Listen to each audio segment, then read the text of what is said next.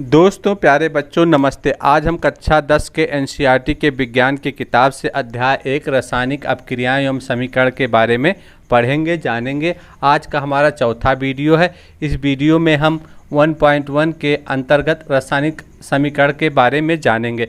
रासायनिक समीकरण क्या है, रासायनिक समीकरण क्यों लिखा जाता है, इसके बारे में आज हम समझेंगे। रासायनिक समीकरण क्यों लिखा जाता है? रासायनिक समीकरण इसलिए लिखा जाता है किसी प्रयोग को, किसी क्रियाकलाप को एक दूसरे को समझने और समझाने में ज़्यादा समय और ज़्यादा मेहनत लगता है, ज़्यादा शब्द की ज़रूरत होती है।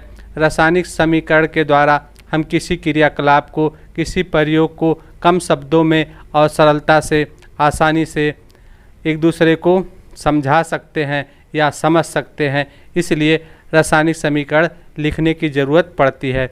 तो हमने पिछले वीडियो में देखा है, आप जानते होंगे, क्या जानते होंगे? मैग्नीशियम का तार। ये मैग्नीशियम का तार है। Magnesium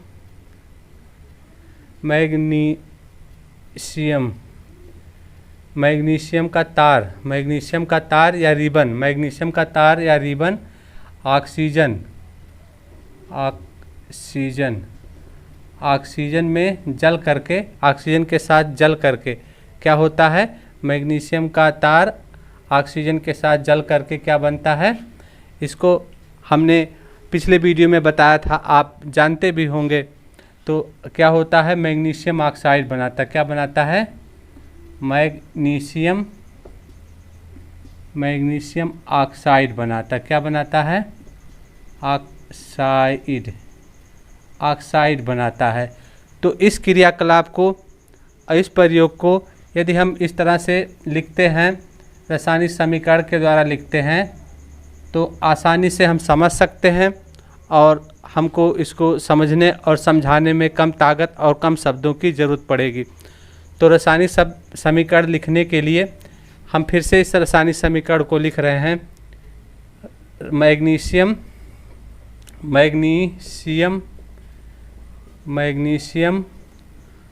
plus oxygen. मैग्नीशियम हवा में जलता है। ऑक्सीजन इस सुविधा के लिए हम दोबारा लिख रहे हैं, जिससे हमको समीकरण को समझने में सुविधा मिले। ये सही से लिखेंगे तभी हम सही से समझ पाएंगे। तो क्या बनता है? मैग्नीशियम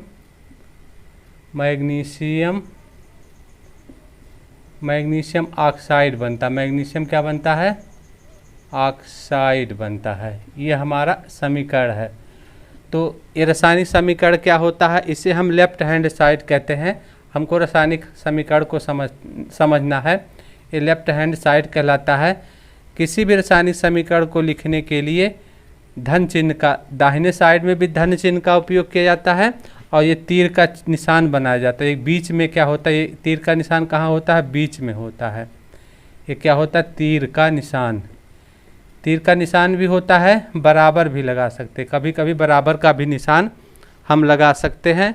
और इस तरह से यदि कोई उत्क्रमणीय अपक्रिया है तो इस तरह से भी निशान लगा सकते हैं, बराबर का निशान। और इस तरह से ये ऊपर दो तरह के निशान लगा सकते हैं, बराबर का निशान और इस तरह के निशान भी, इधर ऊपर और इधर, आधा तीर ऊपर आधा तीर नीचे। यदि कोई इस तरह से बीच में हम क्या लगा सकते हैं? तीर का निशान लगा सकते हैं, बराबर का, और इस तरह का चिन्ह लगा सकते हैं। तो ये बीच में होता है और ये लेफ्ट साइड होता है। रासायनिक समीकरण में ऐसा सब करना पड़ता है। यदि इस तरह से कहीं लिखा है तो हम समझ जाएंगे वह रासायनिक समीकरण है। और ये इधर के साइड को, तीर के इस साइड को हम कहते हैं राइट हैंड साइड। तो राइट हैंड साइड में भी हम प्लस का चिन्ह लगा सकते हैं। इधर भी हम धन का, ज़रूरत पड़ने पर धन का चिन्ह लगाएंगे, नहीं ज़रूरत है तो नहीं लगाएंगे। तो ये जो रासायनिक सूत्र हमने लिखा है, ये शब्द रासायनिक से हमने क्या लिखा? शब्द है। मैग्नीशियम क्या है? एक शब्द है। ऑक्सीजन एक शब्द है। और इधर मैग्नीशियम ऑक्साइड जो हमारा बना है, ये शब्द है। तो इस तरह के समीकरण को कहते हैं शब्द रासायनिक समीकरण। इसे कहते हैं शब्द रासायनिक समीकरण।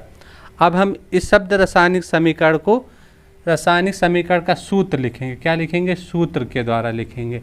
ये सूत्र लिखेंगे। यह जो है 1.1 के अंतर्गत किताब में दिया गया, एनसीईआरटी की किताब में दिया गया 1.11 रासायनिक समीकरण सूत्र, रासायनिक समीकरण का सूत्र का भी लिख सकते हैं बीच में। तो सूत्र अब हम कैसे लिखेंगे? मैग्नीशियम का सूत्र हमारा क्या होता है?